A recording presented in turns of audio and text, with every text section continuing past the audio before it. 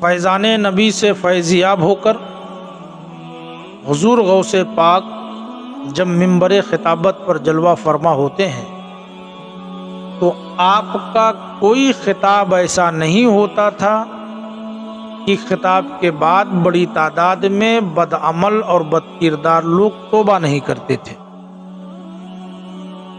ایک اور بات، جب حضور غوث پاک خطاب فرماتے تھے تو آپ کی مجلس میں مورخین لکھتے ہیں کہ 80,000 90,000 لوگ شریک ہوتے تھے، اور کمال یہ تھا کہ جس طریقے سے سامنے والے سنتے تھے اسی طریقے سے اخیر والے بھی سنا کرتے تھے، وہ بھی بغیر کسی مادی اسباب کے۔ ایک ایسی کرامت تھی حضور غوث پاک کی جس کا ظہور اکثر ہوا کرتا تھا۔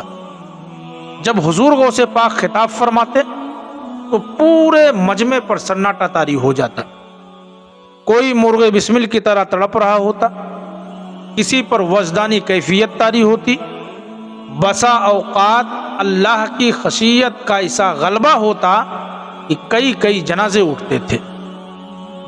آپ کا خطاب پیشہ ورانہ نہیں مذہوبانہ ہوا کرتا تھا، جملے منہ سے نکل کر ہواؤں میں تحلیل نہیں ہوتے تھے بلکہ تیر بن کر دلوں میں پیوست ہو جایا کرتے تھے۔ آپ کا خطاب آج کے خطیبوں کی طرح دھواں دھار نہیں بلکہ اس میں شرارے چھپے ہوتے تھے جو دلوں میں پلنے والے بغض و حسد اور کینہ کو جلا کر رکھ کر دیا کرتے تھے۔ اگر کوئی حاکم وقت کوئی غلط کام کرتا، خطاب کا سلسلہ اس وقت تک نہیں رکتا تھا جب تک حاکم وقت اپنے غلط قانون کو، غلط فیصلے کو واپس نہیں لے لیتے تھے اور مظلوموں اور حقداروں کو ان کا حق نہیں مل جایا کرتا تھا۔ آپ نے حکمرانوں کی طریقے سے لوگوں کو پابند سلاسل نہیں کیا، لوگوں کے زبانوں پر پہرے نہیں بٹھائے، آپ نے کمزور سے کمزور انسان کو بھی آزادی رائے کی اجازت دی، بد عمل اور بد کردار لوگوں کے لیے بھی اپنا دروازہ کھلا رکھا۔ یہی وجہ ہے کہ بڑی تعداد میں لوگ حضور غوث پاک کے قدموں پر گر کر راہ ہدایت پا گئے۔ کہتے ہیں اللہ کے ولیوں کو نہ کوئی خوف ہوتا ہے نہ کوئی غم ہوتا ہے، لا خوف علیہم ولا هم یحزنون۔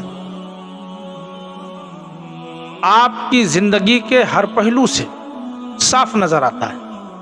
حضور غوث پاک کے زمانے میں بنو عباس حکمراں رہے، لیکن جب بھی کسی حاکم وقت نے غلط کیا حضور غوث پاک نے گرفت فرمائی، اصلاح فرمائی، اور کبھی بھی خوف و دہشت دامنگیر نہیں ہوا۔ اور سب سے بڑی بات یہ ہے کہ حضور غوث پاک کو کبھی کسی حاکم وقت کے دربار میں نہیں دیکھا گیا، بلکہ حاکم وقت جو ہے وہ خود حضور غوث پاک کے دربار میں آیا کرتے تھے۔ ایک مرتبہ خلیفہ وقت المستنجد باللہ حضور غوث پاک کے مجلس میں آتے ہیں، اور مجلس کے اختتام پر اشرفیوں سے بھری ہوئی 20 تھیلیاں آپ کی بارگاہ میں بطور نذر پیش کرنا چاہتے ہیں۔ حضور غوث پاک نے ان تھیلیوں کو لینے سے انکار کیا، لیکن جب خلیفہ نے بہت اصرار کیا تو حضور غوث پاک نے ان تھیلیوں میں سے 2 تھیلیوں کو اٹھایا، ایک کو داہنے ہاتھ میں پکڑا اور دوسرے کو بائیں ہاتھ میں پکڑا، اور جب اس کو دابنا شروع کیا، نچوڑنا شروع کیا تو اس سے خون بہنے لگا۔ حضور غوث پاک فرماتے ہیں کہ اگر مجھے کئی امور کا خیال نہ ہوتا تو اتنا خون بہاتا کہ یہ خون تمہارے محل تک جا پہنچتا۔ تمہیں شرم نہیں آتی ہے کہ تم مظلوموں کا، یتیموں کا، بیواؤں کا مال لوٹتے ہو اور میرے پاس بطور نذر لے کر کے آتے ہو؟ بے خوفی اور بے نیازی حضور غوث پاک کا طرز امتیاز تھا۔ آپ جانتے ہیں حضور غوث پاک بادشاہوں سے مہنگے کپڑے پہنتے تھے، لیکن ایک دن پہننے کے بعد حضور غوث پاک سماج اور معاشرے کے سب سے کمزور انسان کو دے دیا کرتے تھے۔ حضور غوث پاک نے نانا جان کی شریعت کو زندہ فرمایا۔ ایک مرتبہ خلیفہ وقت اس نے آپ کی بارگاہ میں عریضہ پیش کیا کہ حضور میں سیب دیکھنا چاہتا ہوں۔ دراصل وہ حضور غوث پاک کو آزمانا چاہتا تھا۔ حضور غوث پاک نے ہاتھوں کو فضا میں بلند کیا اور دونوں ہاتھ میں وہ کیا دیکھتا ہے کہ سیب ہے۔ ایک سیب حضور غوث پاک نے اس خلیفہ کو دیا اور دوسرا سیب اپنے پاس رکھا اور کہا اس کو کاٹو۔ جب اس نے اپنا سیب کاٹا تو اس کے سیب میں کیڑے پڑ گئے تھے، اور لیکن جب حضور غوث پاک نے جو کاٹا اس سے خوشبو آنے لگی، تو اس نے کہا حضور یہ سیب بھی آپ ہی نے دیا تھا، لیکن وجہ کیا ہے کہ آپ کے سیب سے خوشبو آ رہی ہے اور میرے سیب میں کیڑے پڑ گئے ہیں۔ حضور غوث پاک فرماتے ہیں کہ اے ظالم، مخلوق خدا پر ظلم کرنے سے باز آؤ ورنہ تمہارا مقدر تباہی و بربادی ہو۔ حضور غوث پاک نے دین کو زندہ فرمایا ہے، اسی لیے آپ کو محی الدین کہا جاتا ہے، دین کو زندہ کرنے والا۔ حضور غوث پاک کے دعوت و تبلیغ سے دنیا کل بھی فائز اٹھا رہی تھی، آج بھی اٹھا رہی ہے اور صبح قیامت تک اٹھاتی رہے گی۔ تنے تنہا حضور غوث پاک نے دین کی جو خدمت انجام دی ہے، میں یہ سمجھتا ہوں کہ ہزاروں انسان مل کر وہ خدمت انجام نہیں دے سکتے ہیں۔ حضور غوث پاک نے اپنی زندگی کو قرآن و سنت کے سانچے میں ڈھالا تھا، اپنے ماننے والوں کی زندگی کو بھی قرآن و سنت کے سانچے میں ڈھالا تھا، ان کے سامنے جائز و ناجائز، حلال و حرام کے فرق کو واضح کر کے اس کا پابند بنایا تھا۔ اگر غوث پاک کی بارگاہ میں صحیح خراج عقیدت پیش کرنا چاہتے ہیں، حضور غوث پاک کے غلاموں میں اپنا نام درج کروانا چاہتے ہیں، تو حضور غوث پاک نے کبھی جھوٹ نہیں بولا ہے۔ آپ بھی کوشش کریں، آپ بھی عہد کریں، انشاءاللہ ہم بھی کبھی جھوٹ نہیں بولیں گے۔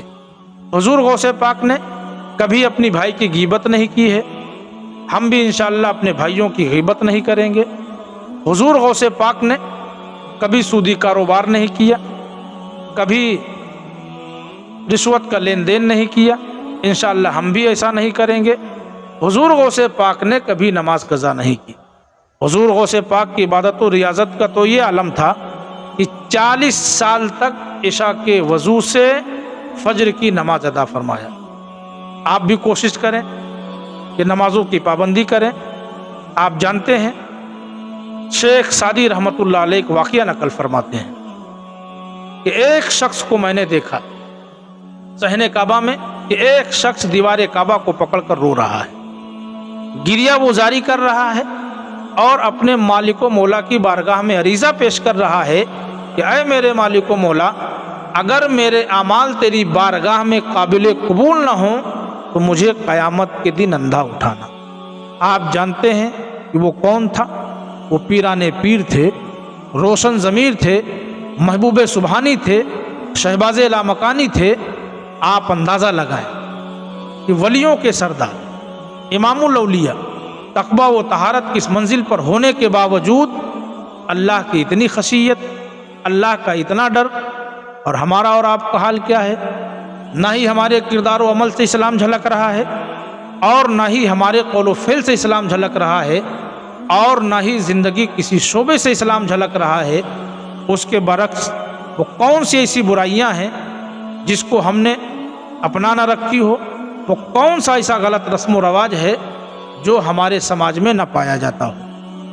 ہم اور آپ حضور غوث پاک کے ماننے والے ہیں، نسبت غوث ہم اور آپ رکھتے ہیں۔ ہونا تو یہ چاہیے تھا کہ دنیا دور سے دیکھ کر یہ جان جاتی کہ یہ حضور غوث پاک کا دیوانہ جا رہا ہے، حضور غوث پاک کا مستانہ جا رہا ہے۔ حضور غوث پاک تو برائیوں کے خاتمے کے لیے آئے تھے، علم کی روشنی لٹانے کے لیے آئے تھے۔ آج ہمارا اور آپ کا حال کیا ہے کہ ہم اور آپ جہالت کے دلدل میں دھستے چلے جا رہے ہیں، برائیوں کے دلدل میں دھستے چلے جا رہے ہیں۔ یقین جانیے کہ اگر آپ دنیا اور آخرت کی بھلائی چاہتے ہیں، اگر آپ کامیابی و کامرانی چاہتے ہیں، تو حضور غوث پاک کے نقش قدم پر چلیں۔ جس دن آپ حضور غوث پاک کے نقش قدم پر چلیں گے، یقین جانیے کہ دنیا کی کوئی طاقت آپ کو کامیابی سے نہیں روک سکتی، نہ پہاڑ آپ کا راستہ روک سکتے ہیں، نہ سمندر کی لہریں آپ کا راستہ روک سکتی ہیں، کیونکہ مسلمان جب مسلمان بن کر چلتا ہے تو پہاڑ بھی ان کا استقبال کرتے ہیں، جب مسلمان بن کر چلتا ہے تو سمندر کی لہریں ان کا استقبال کرتی ہیں۔ منزل سے آگے بڑھ کر منزل تلاش کر، مل جائے تجھ کو دریا تو سمندر تلاش کر، ہر شیشہ ٹوٹ جاتا ہے پتھر کی چوٹ سے، پتھر ہی ٹوٹ جائے وہ شیشہ تلاش کر، سجدوں سے تیرے کیا ہوا، صدیاں گزر گئی، دنیا